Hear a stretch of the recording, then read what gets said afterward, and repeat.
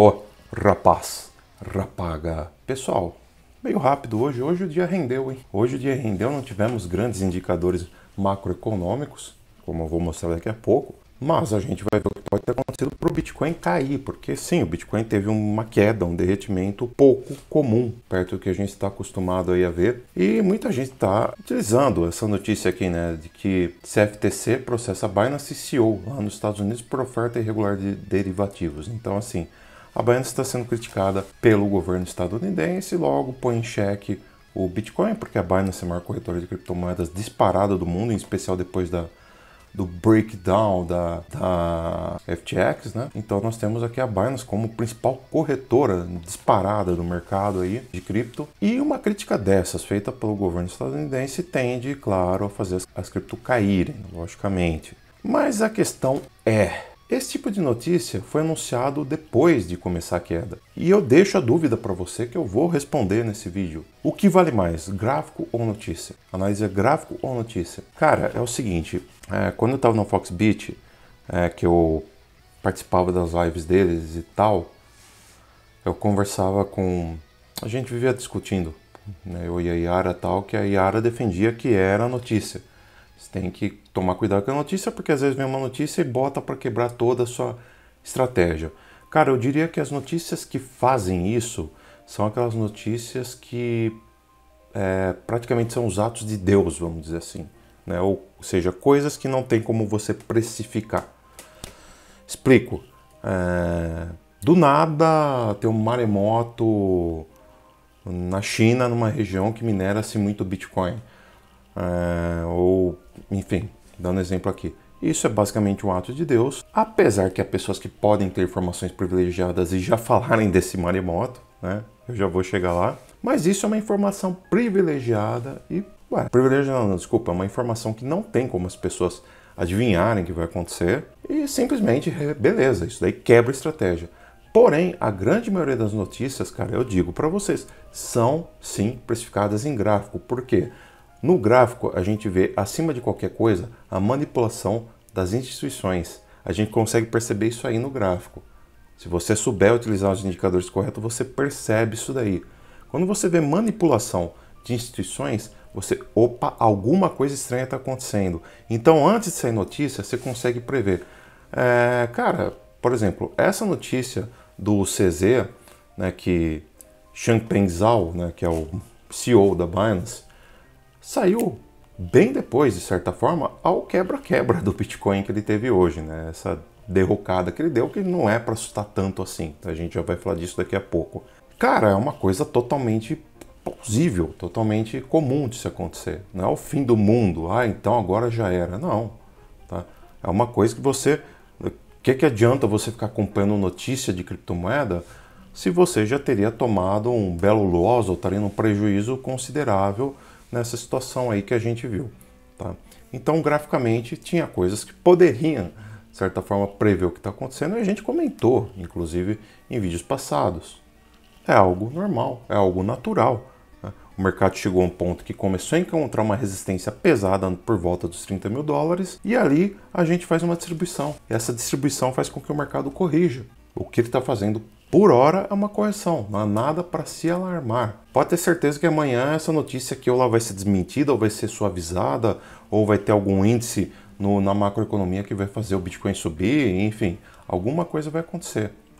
Agora, talvez, muito provavelmente, alguém de dentro da CFTC vazou informações que o CEO da Binance seria processado. Ele vazou informações para as instituições que trataram de vender o Bitcoin antes disso daí ser noticiado. Então é por isso que eu falo, cara, olho no gráfico, vale a pena. Questão de opinião, posso estar errado, obviamente, mas até então tem dado certo para mim. Vale a pena você ficar de olho na notícia? Vale, fica de olho nas notícias. Mas também atente-se principalmente a gráfico. Gráfico, depois sentimento, depois você se preocupa com notícias. Minha opinião, posso estar errado, claro. Estou dizendo o que eu uso como estratégia, não o que é certo ou errado, mas o que eu uso como estratégia é gráfico e depois eu me preocupo com sentimento e depois eu me preocupo com notícias. Calendário econômico para essa semana, galera, hoje não teve nada de importante, basicamente, mesmo assim o mercado fez lá a sua lambança aí, né? Amanhã temos o discurso da Christine Lagarde, que é presidente lá do Banco Central da Europa, e muito mais importante que isso, temos confiança do consumidor lá nos Estados Unidos, que é, agora a gente tem que ficar muito esperto com o que os dados macroeconômicos mostram ou deixam de mostrar para a gente. Explico. Se os dados macroeconômicos mostram que o Fed vai continuar bem hawkish no que diz respeito ao combate à inflação, subindo taxa de juros e tudo mais, isso pode acabar gerando uma recessão. E cada vez mais a gente vê o Fed preocupado com a recessão. Então eu não sei dizer para você exatamente que se aparecer aqui, o consumidor, ele não está com a confiança boa não, caiu a confiança do consumidor. E isso pode indicar uma recessão. Particularmente eu acho que vai até subir, porque reza a lenda que o Fed vai afrouxar as amarras aí. Mas todo cuidado é pouco.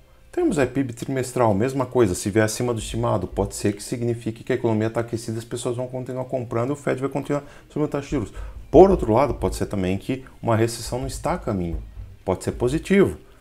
Então, a partir de agora, tudo, pedidos iniciais por seguro-desemprego, núcleo PCI, cara, o mesmo PCI, tudo isso a gente vai ter que ficar de olho. O PCI, cara, ele tem que vir abaixo, independente do que vai acontecer ou não. É bom ele vir abaixo, tá bom? Mas a gente começa a perguntar, o Federal Reserve ele vai se preocupar mais com recessão ou com inflação? O Jerome Powell disse na última reunião lá que ele fez que ele está preocupado mais com a inflação, mas ele já começou a ficar assim com a recessão. Então vamos ficar de olho, tá bom? S&P 500, olha a zona que está esse gráfico. Daqui você precisa entender o quê? Que temos a SLTB, que a SLTB foi rompida, ele está brigando para se manter acima da SLTB. Ponto. Daniel, mas para que tanto desenho no gráfico? Porque esses desenhos normalmente me mostram o caminho certo, que é o que tem acontecido. Tá bom? Aqui, por exemplo, a gente corrigiu exatamente a SLTB, não fechou candle abaixo da SLTB e podemos retomar uma alta aqui. Estamos abaixo no 20 Shimoku, estamos abaixo do Triple M 610, vai ser difícil a gente realmente conseguir superar 4.200 pontos, então já, se superar, eu diria que acabou a crise, tá? Se não superar, complicado. A questão aqui é o seguinte, cara, por enquanto, né, nós vemos o mercado, só para título de curiosidade, vemos o mercado no momento segurando em 0.786 aqui de retração de Fibonacci. Pode ser que segurar ele vá para cima.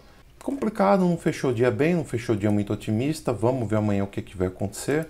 Com o Bitcoin é o seguinte, está fazendo basicamente a mesma coisa.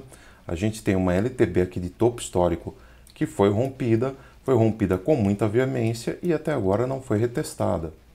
Seria de excelente tom se ele viesse pelo menos, tá?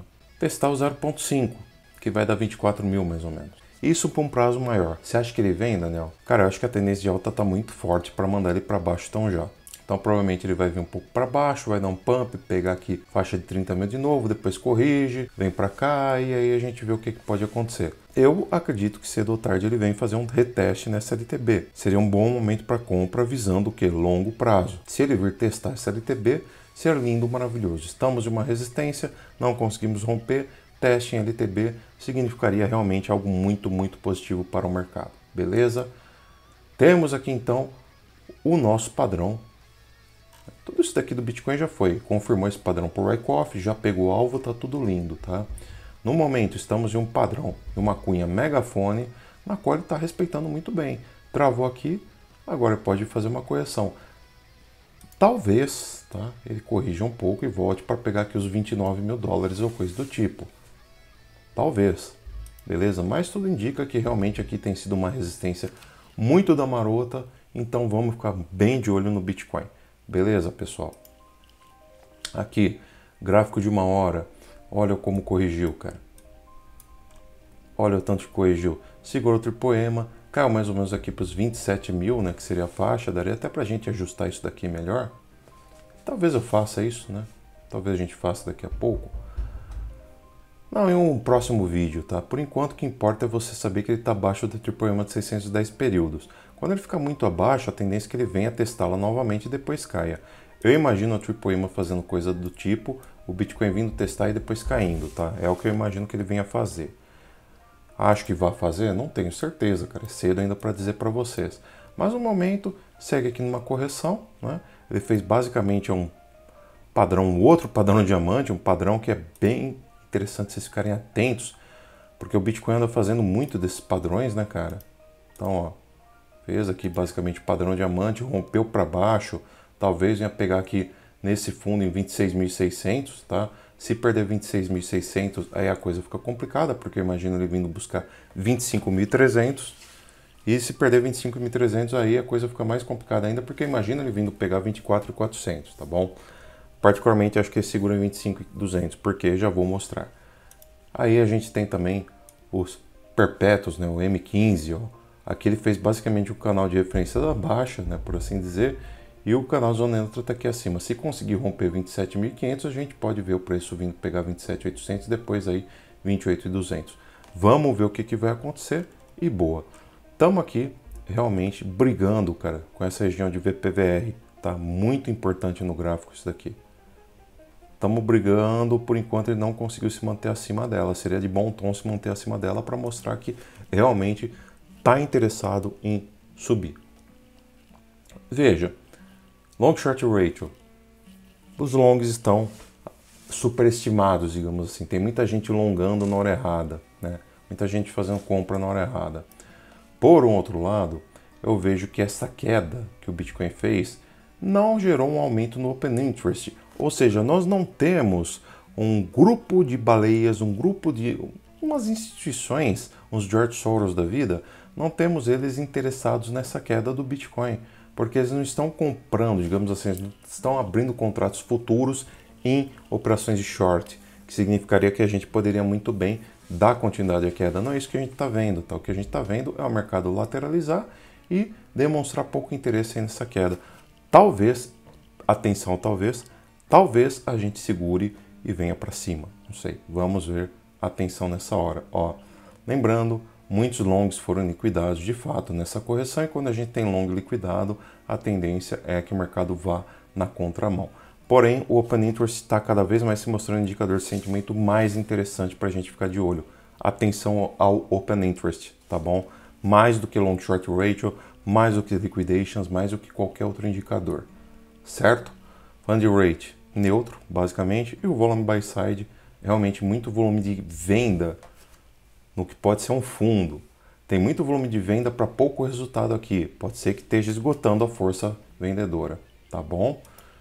E outra coisa que me baseio para dizer isso é o seguinte, nós temos muito mais ordens de suporte, né, que visam comprar Bitcoin nessa faixa, até os 25 mil aproximadamente, e pouca ordem de venda para cima, basicamente nenhuma. Olha como tá, para cima tá bem tranquilo.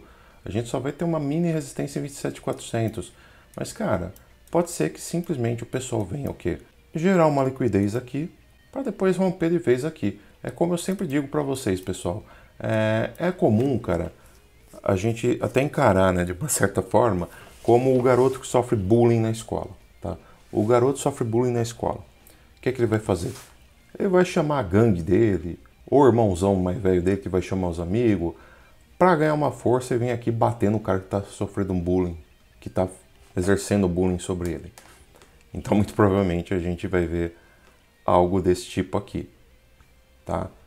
Corrige, gera liquidez aqui, pump, para realmente, quem sabe aí, conseguir, né, retomar aí uma alta, ou pelo menos testar essa região de volta aqui, tá bom?